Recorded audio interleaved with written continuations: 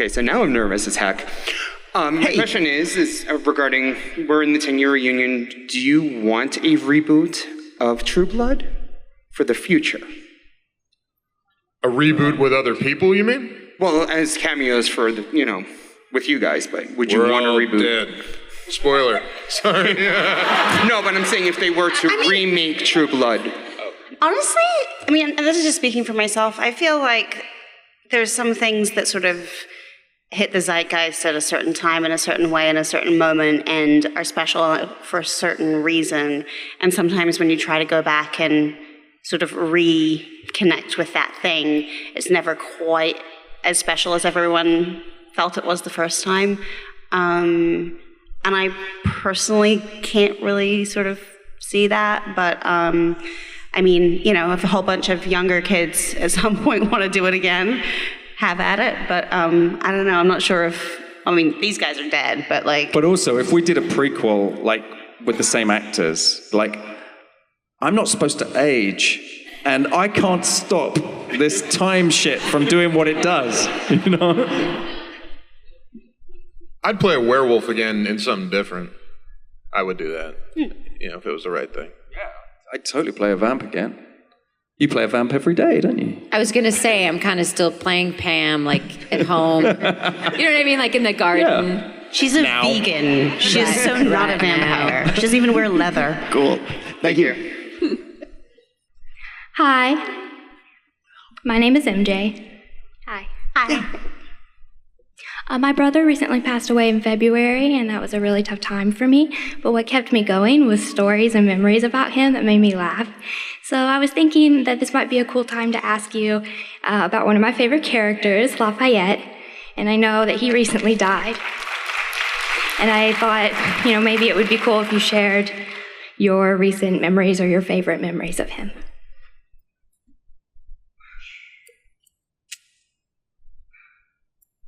Nobody's going to want to talk because everybody's going to cry. So I will say this. I shared about this on Instagram when the day after or that we found out. But during the pilot, there was this incredible moment when I felt, and it's few times that it happens in one's life, where you're in the presence of something. Like, we imagine people playing these characters. I cannot imagine anyone else playing Pam, playing Alcide, playing Sookie. And these guys are stonking actors, and Dennis O'Hare, Alex, all of those people. But there are very rare times in one's life where one sees somebody transcend something that is way beyond anything that you could have believed. Like a sort of moving, living genius coming to life, and it elevates it and pushes it past what you thought you were going to see. And he had such an extraordinary raw sense of improvisation and courage, because improvisation takes courage. There was a braveness in his ability that I could never match, and it was an extraordinary thing to be around. He had demons. We all have demons, and he had demons, and ultimately they won over him.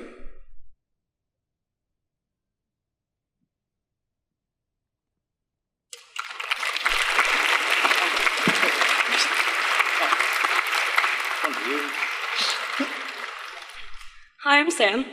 I was just wondering if you guys were satisfied with the way the show ended, given it started out really strong. I felt like it had a lot of questions, Did you like the way it ended, is more or less. Yeah. Yes.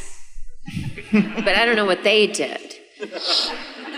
Alex and my storyline was sort of separate, and so, we kind of I felt like Alex and I had a really nice season 7.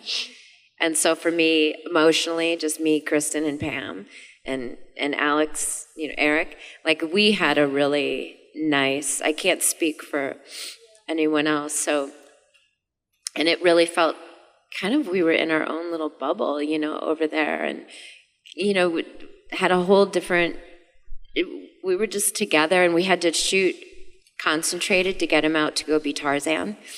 So he was getting bigger exponentially. He was eating like a half a cow a day, and his clothes were getting tighter. Oh my God, he stank so bad. He was eating this horrible fish. No, he was on that like keto diet or whatever it is. Keto stuff. Oh my He God. really stank. Everybody was like standing 2 yards away from him at all He times. is a very, very nice, pretty boy, but damn. And I didn't notice that, honestly. I can honestly say. But that's because you're not at like chest I was or so belly button enamored. level. Like I feel like it was emanating out of like this part of him, and that's where I hit it like his like. But it his sort might of be nipple like level. And I can't smell my cats in my house because I live there. You know what I mean? Like we were always yeah, together. but I've spent quite a lot of time up close and personal in Alex's business, and he did not smell like that previously. Like he was very hygienic. He was sacrificing himself for Tarzan. No, he was working and working his ass off. He was Sacrificing himself for Jane, really. Right. It's what Tarzan does. Screw her. I don't remember what the question was. Oh, yeah. Honestly, I mean, look, we are very close and very good friends with the people who created and wrote the show, and I feel like answering that question is a little bit of is not really a polite thing to do to some people that I'm friends with. But me personally, like considering we killed him, and Eric's off doing his thing, why didn't she end up with Sam? Right? I mean, or like somebody whose face we got to see? I mean, that to me was, I mean, look, it's fine. No matter how you end a show like this, somebody's going to be unhappy. So sometimes leaving things ambiguous is actually the easiest bet. But I don't know. It kind of felt like she ended up barefoot, pregnant, and in the kitchen as a good Southern girl, married to a good old boy. And I'm not sure if that's the sort of, I don't know, feminist progress that I felt like Sookie was sort of pioneering from the get-go. But again, how do you end 7 years of a show like this? You gotta just pick something. Did you enjoy the ride? Oh, I enjoyed every second. Then there you go. We'll take that as the win.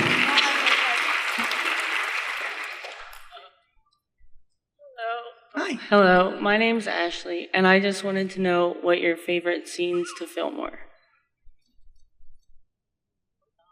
Well, there was a Valentine's Day where we were out at the lake on the Warner's lot with the wolf, where you had to do that big 3-page walk and talk with Thunder, who I loved hanging out with.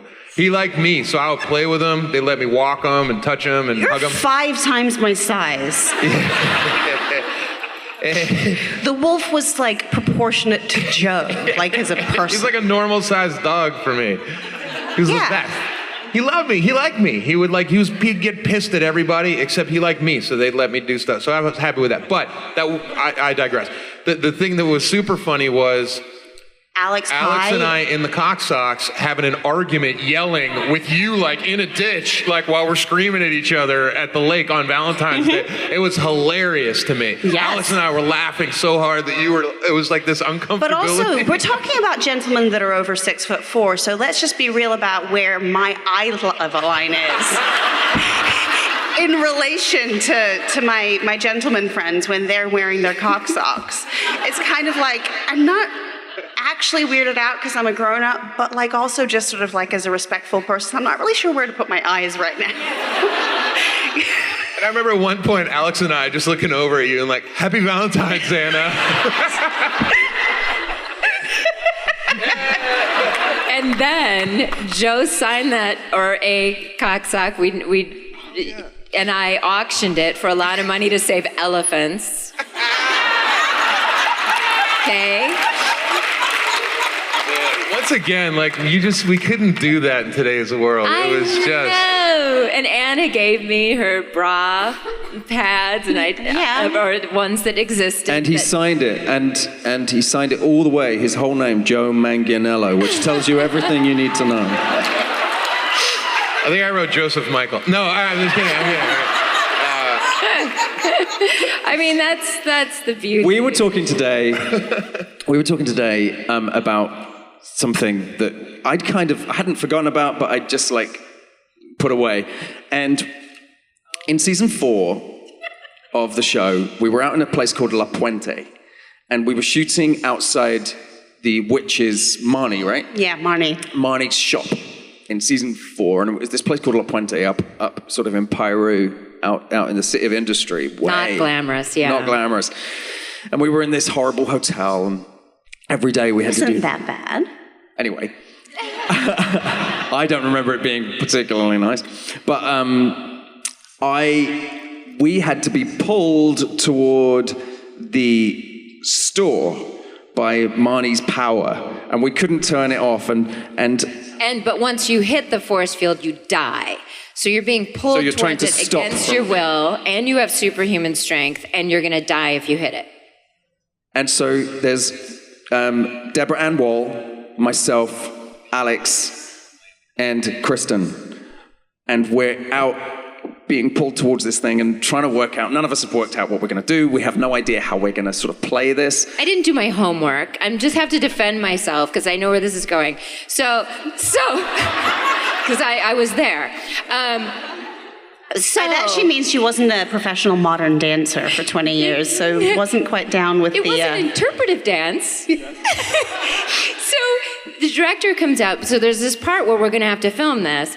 And these geniuses, this genius, and Alex and Ryan and Deb and 50 crew. So anyway, these guys are right up by the camera. So they've got 5 feet to cover being pulled into this force. And I'm way back there. All the way back, 60 yards, feet that way. Yeah, mile so when at least. Michael says action, we still haven't worked out what we're going to do at this point, but all we know is that we're being pulled, we're trying to fight it, we've got superhuman powers, so we're all But we only had to cover, because the camera was here, I only had to cover about 2 meters before I got off camera and then was able to turn around. Yeah, so this is what I watch. Okay? And I said before the take, can we have an agreement, you guys, a safe space? Because I don't know how to do this. So, can we just not make fun of each other? And Alex, that was so dumb of me. I just met you that day. Alex, and you go, no. So, and Michael Lehman is I go, Michael, do you have a picture of how I should physically make this happen? He goes, no, let's try one. And he kind of giggled. So, Wait, so this is what I see. And me and Ryan and Alex and Jessica, Deborah, are all next to the camera like this. And she's 20 feet back going...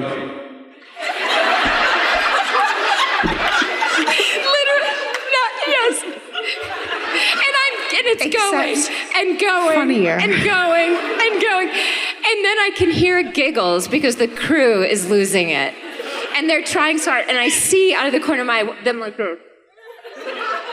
And then these faces, these happy faces around the camera, Deb, the nicest person on the planet. Finally, Michael Lehman is cut. He's laughing so hard he can barely say, we won't use that. And then the makeup artist, then you guys ran over video playback and they go, play it again. And I watched them laughing over there. And then the makeup artist touched up Deb, literally the nicest person on the planet. And she goes, her neck was soaking wet with tears from laughing at you. In the end, because we couldn't do it without watching her and making her feel bad about it, we literally couldn't shoot it. We tried. They ended up getting, this is true, they ended up getting full body harnesses for us with ropes and Teamsters, the other side of the camera, pulling us so that we had something to pull against. It took hours and hours and hours to shoot this thing because we couldn't do it without laughing at her. Anyway, There you go. Real. Thank you very much. Oh, wait. Boom. That's Nearly okay. took her eye out. It's individually wrapped. Ladies and gentlemen, unfortunately, all good things must come to an end, and that was our time. I do apologize. Can we do 5 more minutes? Yeah, we'll do. Yeah, come on. Ask some more questions. All right. Then that case, we are going to go to what I call a lightning round. I'm going to come down here to you guys. All right, come on up. Okay, what's your name? What's your question? Dan, question is, how do you adapt characters that already have a fan base, people already love them? How do you make them your own while still staying true to the character's original? You do your homework, and then you make it your own, and then you really hope that people don't say really mean things about you online. And then when they absolutely do, because they always do, you try really hard not to take it personally and want to cry. Ding! Next! Hi, what's your name? What's your question? Hi, my name's Shalita. Love you guys. My question is, what's your favorite season? Like, which one was your favorite out of all 7? 3. 3? Why was that, Joe? I can't remember what I did in 3. Lightning round. Oh, thank you. Okay, I like my rotting face. Yeah, whatever that was, it was my first storyline. What's your name? What's your question? Denise, what's your favorite character? Who's your favorite character? Pam. Ding! Nick, come on up.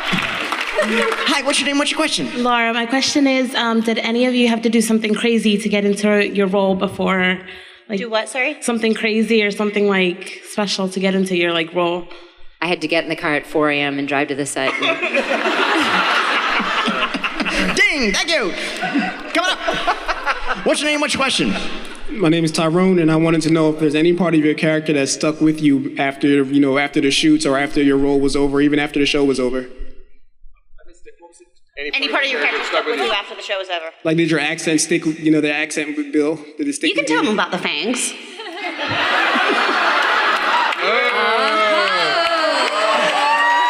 Oh shit! Keystone Comic Con. Do we want to hear about the fangs? I'm just fucking with you. I'm so sorry. That is gonna go everywhere. Look at the Pam outfit. Anna, that's for you. Can we just say, in a panel, Sam was asked what was the most disturbing thing that happened on True Blood in the whole 7 years, and he thought, and then he was like, there was that one outfit Pam was wearing. And she's in it. And most memorable, I think it was. I mean, she made this. No, come on. You're our last question, so you come on up. Incredible.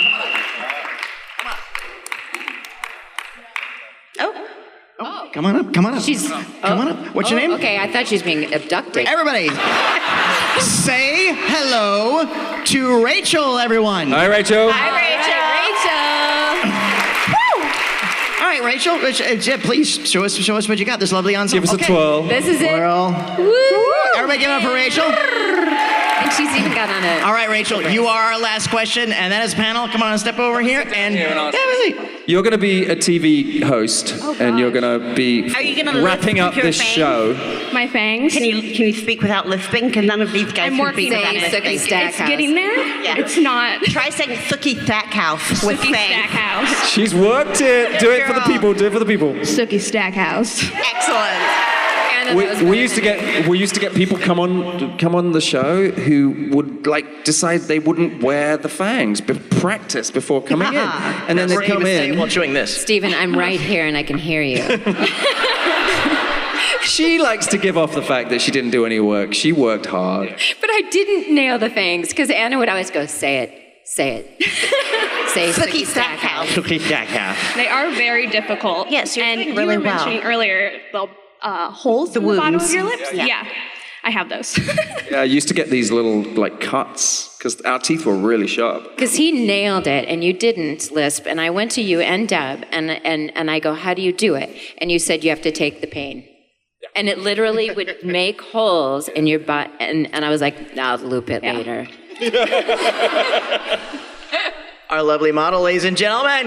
No, come on, you got to ask me a question. Favorite costume, whether you wore it or someone else.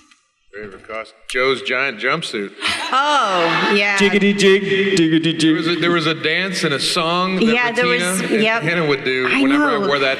You were stuck in that jumpsuit because you were naked, and then we had to dress you in something, and you were in like the back of a pickup truck, and so we put you in a jumpsuit, and a 6'5" man in a jumpsuit is kind of like the biggest toddler you've ever seen. There was this song going around. And then there was blood that ended up somewhat strategically like placed in random spots around that just was comedic. It was just comedy gold. What was that song? I had crotch blood. No, it was Bob the Builder. No, it was Jiggity Jig, ee-aw, ee-aw. It's Joe in his giant jumpsuit. I used to hear this all day because I was stuck because it was an episode that was one night that we filmed for weeks, and but I was just stuck in a purple nightie with butterflies on it and one slipper. Is that good? All right, another round of applause for all the cosplays. Thank you. Actor, real quick.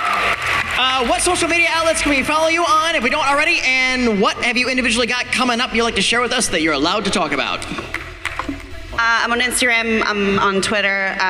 Steve and I just produced a TV show that I'm also in that's airing in the UK and America early next year. It's called Flack. That is brilliant, and she's amazing. And I also have a very small part in the Martin Scorsese film The Irishman, which is coming out, I think, next year, but I have no idea. And I'm a full-time soccer mom, so there you go. I too am on Instagram and Twitter.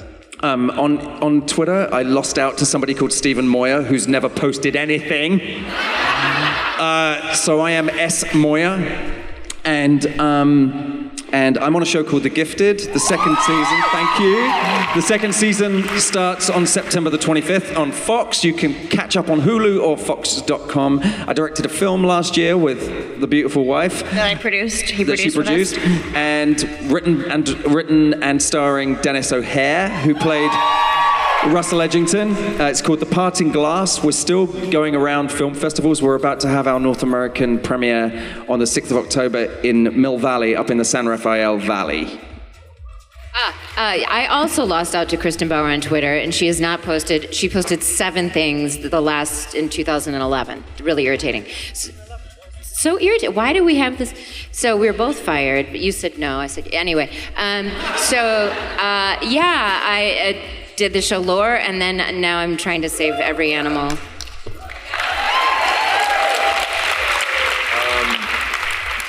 I don't think there is another Joe Manganiello out there, so I am him on Twitter and Instagram. I produced and starred in a drama called Stano that we shot last year in the Bronx that also co-stars Dennis O'Hare, who was amazing in it, and my wife, and that'll come out sometime this year. Tell the story very quickly about how Sophia got the part. She slept with me really hard. Is that the story? No, what? Keystone Comic Con, the cast of True Blood! Thank you all so much for joining us. No, don't print that.